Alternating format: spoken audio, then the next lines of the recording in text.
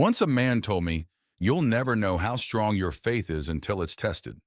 Those words, which I read in a Lewis book, felt like a direct conversation with me. Through Lewis's teachings, I understood that my faith is the most essential foundation of my life. Without it, I wouldn't have overcome the obstacles I faced. Now, you might be wondering, why does God allow us to face so many adversities? The answer isn't simple, but I promise that by the end of this video, you'll see that it's possible to overcome any challenge. I hope you find the answers you seek here. Grief is a personal and unique process, and each of us has our own way of facing life's adversities. Now, I leave you with a question to ponder. Have you ever loved someone more than yourself? If you deeply love, you will suffer great pain. However, it's worth it. It's not a gift from God, but a gift of God. This powerful truth resonates in the depths of our souls, reminding us that every experience of love, even those that bring tears, is an integral part of the fabric of our lives. You may be wondering, why do we feel pain?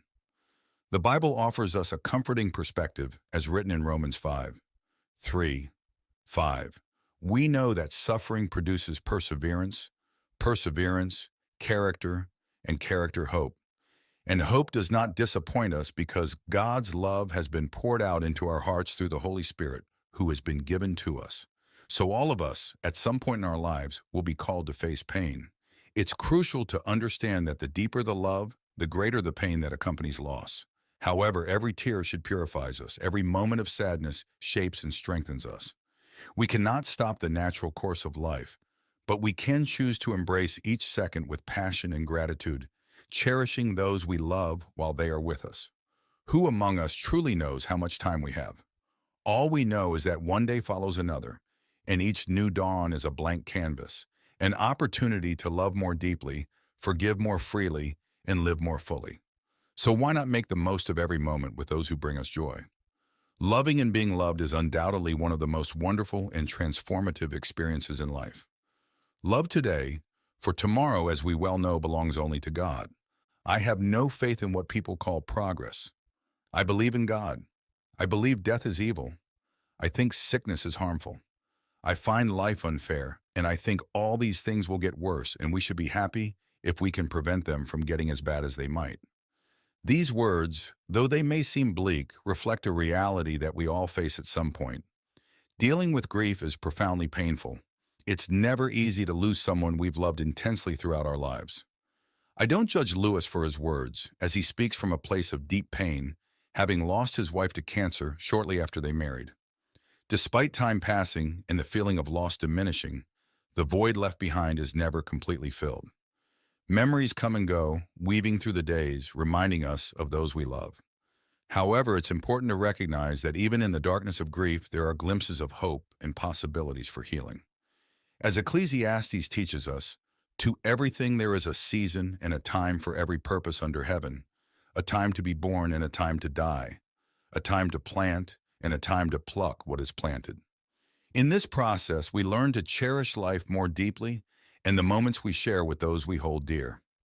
The pain of grief challenges us to find meaning and continue our journey, embracing the memories and love that remain. May we find comfort in the memories of good times past and strength in the faith that sustains us. The only way to avoid being hurt is to keep a distance. The only way to avoid pain is to give up love. It would be a pity to give up love just to avoid pain. These words resonated deeply with me when I first read them, triggering a cascade of valuable and meaningful memories. My first love, my first life partner, my friends and loved ones who truly cared for me, these are the people I hold in my heart. Whenever I allow myself to reflect on the happy moments, it's with them that I see myself. If I had chosen to avoid pain, I would have lost not only these precious memories, but also the wonderful experiences that shaped my life.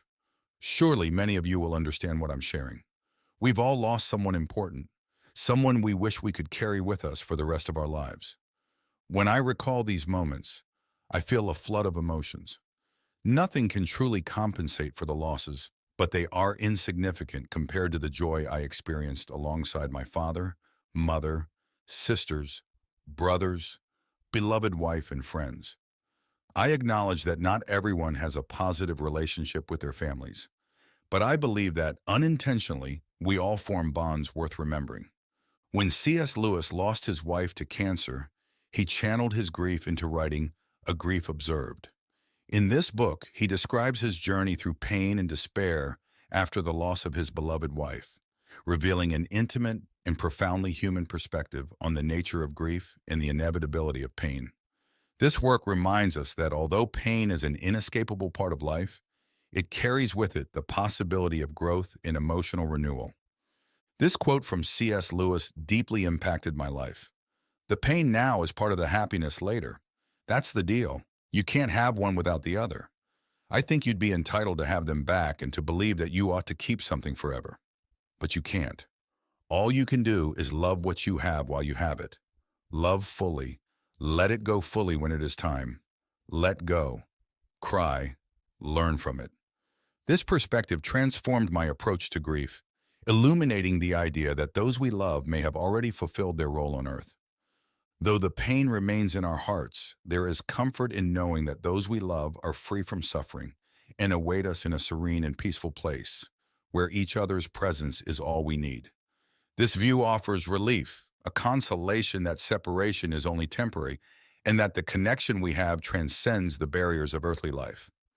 I invite you to share your experiences and feelings in the comments below. Free your emotions, allow yourself to reflect, and even find some peace in the words shared here.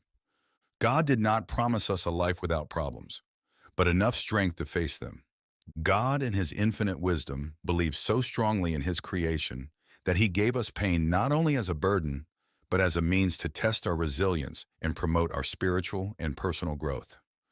The journey of life is marked by countless challenges, and it is the ability to stand tall day after day that defines the true strength of an individual. This resilience is not only a divine gift, but also a testament to the strength that emanates from within us. Of course, our faith in God is a pillar that sustains us, as it reminds us that on his path we will find salvation and purpose.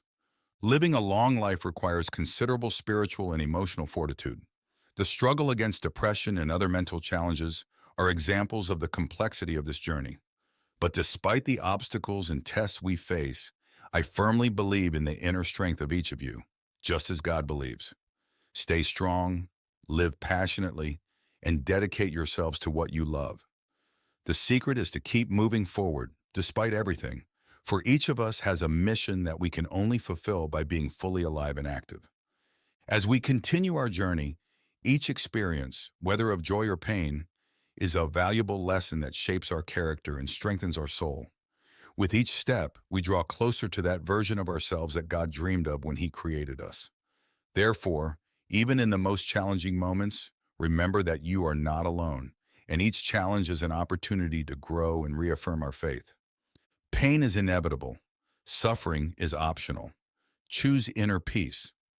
I deeply believe in this statement, just as I believe in God. Inner peace is an extremely rewarding achievement, and there will come a time when you will feel unshakable. When we accept that many of life's circumstances are beyond our control, we can walk more tranquilly. Understanding this truth alleviates the mental burden that often weighs us down, allowing us to live more fully and satisfactorily.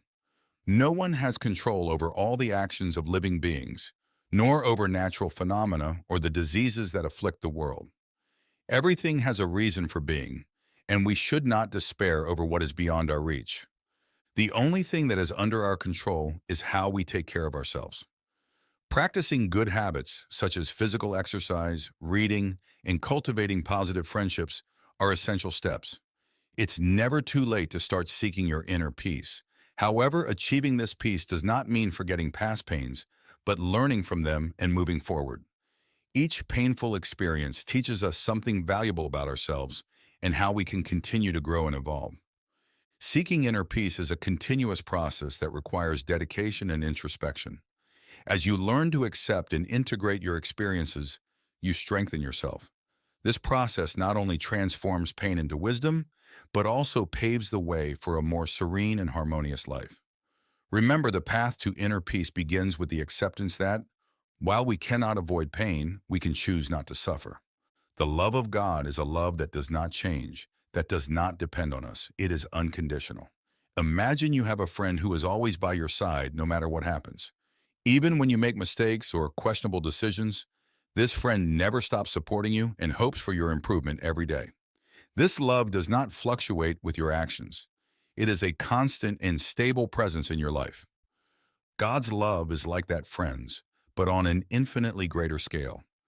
God loves us regardless of our deeds, not because he ignores them, but because his love transcends our faults and virtues. No matter if we are good or bad, God's love for us is constant and unchanging. This notion of unconditional love offers us a source of hope and comfort in the darkest moments. When it seems like everything and everyone is against you, when you feel most alone and vulnerable, that is when God's love reveals itself as most present and welcoming. But honestly, choosing to be a good person just makes everything better. God does his part by believing in us, but we also have the responsibility to make life easier for others. In God's eyes, we are all his beloved children without discrimination. If we embrace this idea of love and equality, we could make the world a better place, easier to live in and face its adversities. It has been an immense pleasure to share these reflections with you. Organizing these ideas and phrases that have helped me so much in my personal journey has brought me great satisfaction. I hope I have offered something that can help you too. Until the next video, and if you liked what you saw, share it with someone who needs this message.